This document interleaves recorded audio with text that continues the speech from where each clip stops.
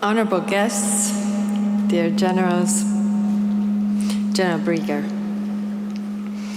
Your post in Brussels caps off a truly stellar career, not least as a commander of the European Union forces in Bosnia and Herzegovina, Chief of Staff to the Austrian Minister of Defense, Chief of Defense of the Austrian Armed Forces, and finally as Chairman of the European Military Committee.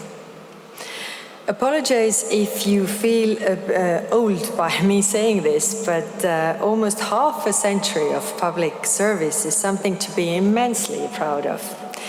You could not have taken up your final mission as Chairman of the European Military Committee at a more challenging time for Europe. This is an era-defining moment. Russia's illegal invasion of Ukraine has brought war back to the European continent. And to an extent we have not felt in 80 years. It is upending the international world order, and it is testing European resolve.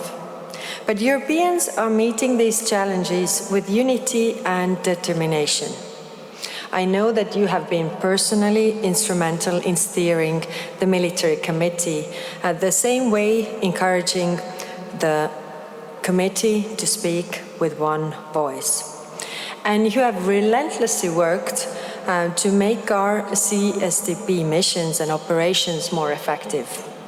Under your watch, our naval mission, Operation Aspides, has escorted hundreds of merchant vessels through the Red Sea and repelled Houthi attacks.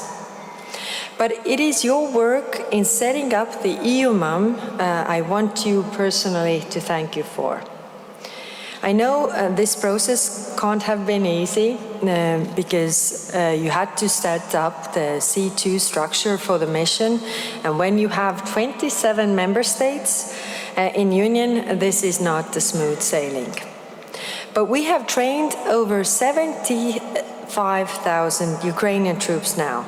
EUMOM is doing exactly what it was supposed to do. Which brings me to your successor, General Clancy. General, you take the reins today at another pivotal moment as talks move forwards on the security guarantees for Ukraine in the event of a ceasefire.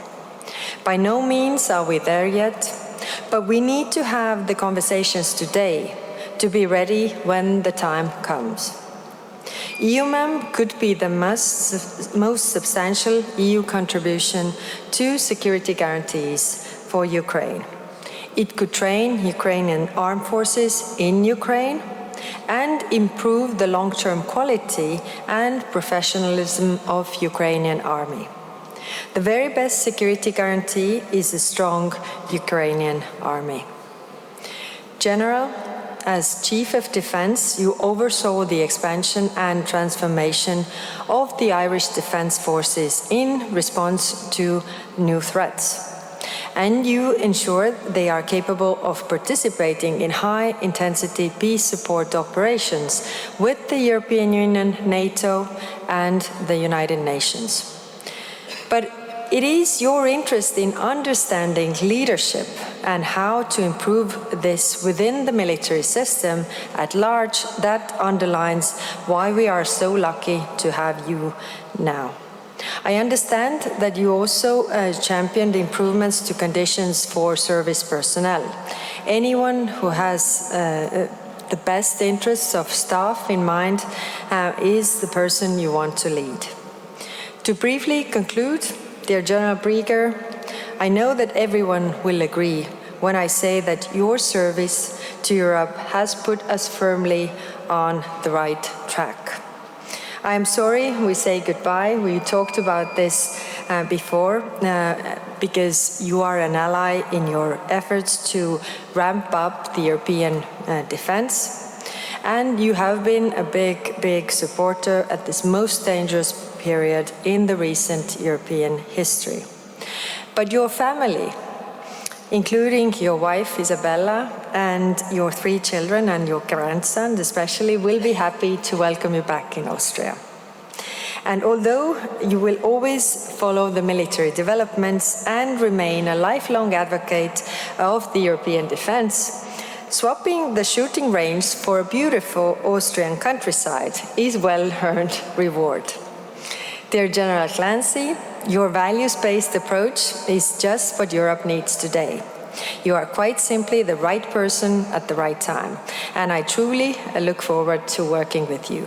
So thank you very much, and thank you for your service.